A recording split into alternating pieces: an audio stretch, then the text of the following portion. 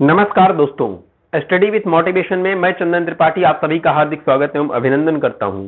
आज हिंदी की दूसरी क्लास है जिसमें हम पढ़ेंगे अलंकार के बारे में और अलंकार में शब्द अलंकार पढ़ेंगे। जैसा कि पिछली क्लास में आपने पढ़ा था कि हम अनुप्रास अलंकार के बारे में जान गए थे, शब्द अलंकार के 5 भेद, और उसके बाद में अनुप्रास अलंकार जो कि शब्द अलंकार का पहला अलंकार था, अनुप्रास अलंकार के 5 भेद के बारे में जानते, जिसका पहला भेद 6 का अनुप्रास था।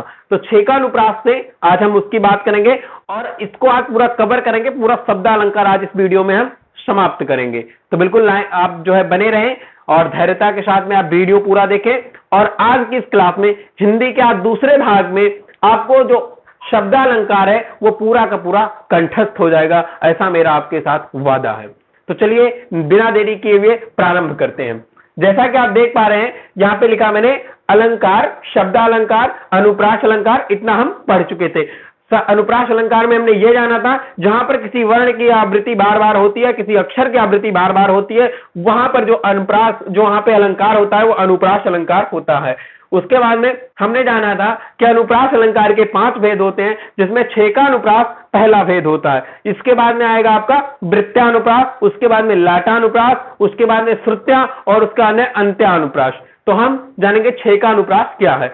6 का मतलब होता है, 6 का मतलब होता है चतुर, 6 का मतलब होता है चतुर। लेकिन यहां पर अगर आप बात करेंगे तो इसकी यदि परिभाषा की बात की जाए तो जहां पर एक वर्ण की आवृत्ति एक बार हो वहां पे 6 का अनुप्रास होता है। जैसे कोई वर्ण आया है, अभी आपने अनुप्रास अलंकार में पढ़ा, जहां किसी वर्ण या अक्षर की आवृत्ति बार बार हो, तो जहां पे किसी वर्ण या अक्षर की आवृत्ति अगर बार बार होती है तो वहां पे आपका क्या होता है, वहां पे आपका अनुप्रास अलंकार होता है। लेकिन जहां पर किसी वर्ण या अक्षर की आवृत्ति केवल एक बार आए, मतलब उसका छेक लिया जाए, वो छक लिया जाए, उसके बाद में दोबारा ना आए, तो वहां पे 6 का अनुप्रास होता है। मैं उदाहरण यहां पे लिख दे रहा हूं, आप लोग देख सकते हैं उदाहरण। यहां पे उदाहरण लिख देता हूं। उदाहरण है रहीमन, रहीमन, रहीला, रहीमन, रहीला की भली।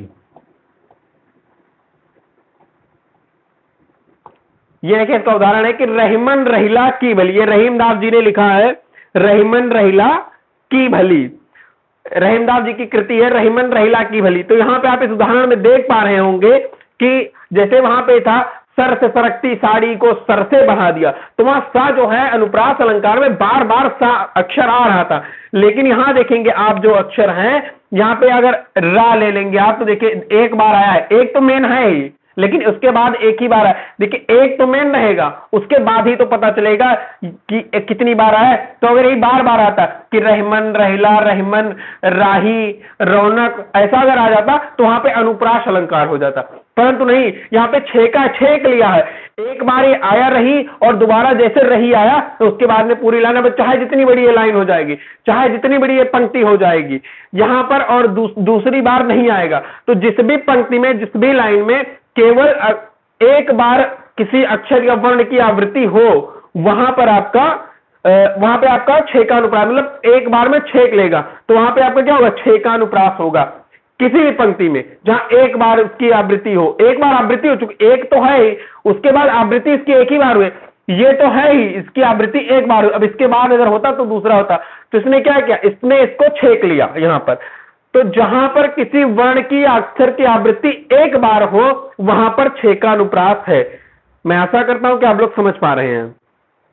समझ पा रहे हैं तो प्लीज आप कमेंट करिए कि 6 का अनुप्रास है, छेक लिया इसने, इसमें समझने का कुछ है ही नहीं, इसमें समझने का कुछ है ही नहीं। आप कोई भी पंक्ति देखिए और पूरी पंक्ति को पढ़ डालिए और उसमें कोई अक्षर ध्यान देना, वर्ण पे ध्यान देना, वर्ण या अक्षर एक बार आता है, एक बार है, एक बार उसकी आवृत्ति हुई, तो एक ही बार अगर आवृत्ति हुई है तो वहां पे 6 का अनुप्रास होगा। बाकी 4 ऑप्शन दिए रहते हैं, आप वहां से भी टिक कर सकते हैं। अब इसके 6 का अनुप्रास की बात यहां पे समाप्त होती है। अब 6 का अनुप्रास के बाद में हम दूसरी बात करेंगे। 6 का बाद में क्या था, वृत्त्यानुप्रास। 6 का के बाद में हम आ जाएंगे वृत्त्या पर। वृत्त्यानुप्रास।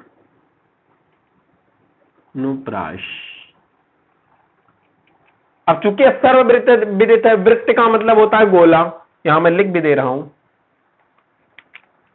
वृत्त की अगर बात की जाए तो वृत्त का मतलब होता है, वृत्त हो जाएगा, वृत्त नहीं, वृत्त लिखते हैं, यहाँ हो जाएगा गोला। तो अगर बात की जाए वृत्तानुप्रास, तो वृत्तानुप्रास ऐसा अनुप्रास है जिसमें किसी अक्षर या शब्द की आवृत्ति बार बार होती है, वहां पे आपका वृत्तानुप्रास होता है। जैसे मैं आपको लिख देता हूं, इसका उदाहरण भी मैं आपके सामने रखूंगा। वृत्तानुप्रास, अच्छा इसकी परिभाषा पहले लिख देता हूं। जहां पर किसी वर्ण या किसी अक्षर की आवृत्ति बार बार हो, एक बार नहीं। यहां पर अगर बात की जाए तो अनुप्रास केवल अक्षर की बात हो रही थी, लेकिन यहां पर किसी शब्द की बात हो रही है। जहां पर किसी शब्द की आवृत्ति बार बार होगी वहां पर आपका क्या होगा, एक से अधिक बार होगी, वहां पर आपका वृत्तानुप्रास होगा। जहां पर किसी शब्द की आवृत्ति एक से अधिक बार होगी वहां पे, यहां पे अक्षर था और यहां पे शब्द हो जाएगा।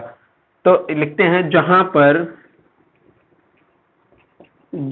पर किसी शब्द की आवृत्ति, ये देखिए शब्द वर्ण अक्षर, इसी पे ध्यान दीजिएगा मित्रों। शब्द की आवृत्ति बार बार हो, बार बार दैट मीन्स कई बार, बार बार हो, वहां आपका वृत्तानुप्रास होता है। क्या होता है, वृत्तानुप्रास।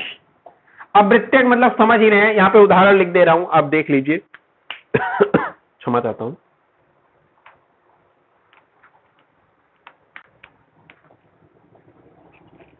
उदाहरण है तरणी तनुजा तट तमाल, तरणी तनुजा तट तमाल तरवर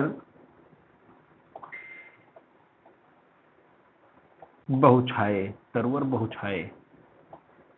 देखिए तरणी तरुजा तट तमाल तरवर बहुछाए। तो यहां पे आप देख रहे हैं कि जो आप देख रहे हैं कि आवृत्ति जो हो रही है यहां पे अक्षर और शब्द की, वो बार बार हो रही है। ये देखिए ता अक्षर की यहां पे आवृत्ति बार बार हो रही है, तो यहां पे वृत्तानुप्रास है। जैसा कि आपको बताना चाहूंगा कि तरनी तरुजा तट तरवल बहुत, हाँ ठीक, बिल्कुल सही लगा। तो यहाँ पे ता अक्षर की अगर आवृत्ति देख पा रहे होंगे, तो चूंकि ये जो है ये अनुप्रास अलंकार का ही एक भाग है, तो अनुप्रास अलंकार में भी आप देख रहे हैं कि वहां पे बार बार आवृत्ति हो रही है एक अक्षर की। तो इसी का एक अंग है वृत्तानुप्रास। तो इसमें क्या है कि बार बार एक ही शब्द जो है और ऐसा शब्द है जिसकी आवृत्ति हो रहा है कि आपका क्या कहते हैं उसको, कि बार बार ऐसे शब्द की आवृत्ति हो रही है जिसका मिलता जुलता स्वर निकल रहा है, और बार बार वैसे ही अक्षर की आवृत्ति के साथ में वो बदलता चला जा रहा है। जैसे तरनी तरुजा तट तमाल तरवर बहुछाए। तो इसका देखिए आप अगर बोलेंगे तो आपको ऐसा लगेगा कि मिलते जुलते सब शब्द के स्वर हैं, स्वर मिलते जुलते हो तथा अक्षर उन शब्दों में अक्षर समान हो, वहां पे आपका वृत्तानुप्रास होगा। वृत्तानुप्रास का मतलब समझ पा रहे, जैसे ऐसे घूम घूम के, मतलब एक ही चीज, एक ही अक्षर जो है वो बार बार आए, एक ही शब्द जो है बार बार आए, एक ही अक्षर बार बार आए। और यहाँ पे सबसे बड़ी चीज जो समझने वाली है वो चूंकि अनुप्रास अलंकार के जैसा ही है, परंतु इसमें क्या है, इसमें आपकी जो पुनरावृत्ति बार बार हो, जो वृत्त बन रहा है, उसमें आप देख रहे होंगे कि एक जो साउंड निकल रहा है, वो साउंड यहाँ पे बहुत ज्यादा इफेक्टिव है, बहुत ही ज्यादा प्रभावी है। इस चीज को भी पकड़ना है कि तरन तरुजा तट तमाल तरवर बहुछाए। आप देखेंगे तो ये अक्षरों की आवृत्ति के साथ साथ में आप देख पा रहे होंगे कि इसमें आपके साउंड की भी आवृत्ति हो रही है। तो यहाँ पे आपका हो गया वृत्तानुप्रास। आशा करता हूं कि आप समझ पाए होंगे। अगर नहीं समझ पाए तो आप कमेंट करिएगा, अगली वीडियो में इससे भी ज्यादा खतरनाक तरीके से समझाया जाएगा। चलिए अब आते हैं इसके नेक्स्ट पेज। वृत्तानुप्रास के बाद में लाटानुप्रास। यहां पे तीसरे नंबर पे हो जाएगा आपका लाटानुप्रास। ये बहुत ही सरल है, ये जितना कठिन दिखाई दे रहा है उतना ही सरल है ये। इसका मतलब जीरो, इसका मतलब कुछ नहीं। लाटानुप्रास के बारे में हम जानेंगे।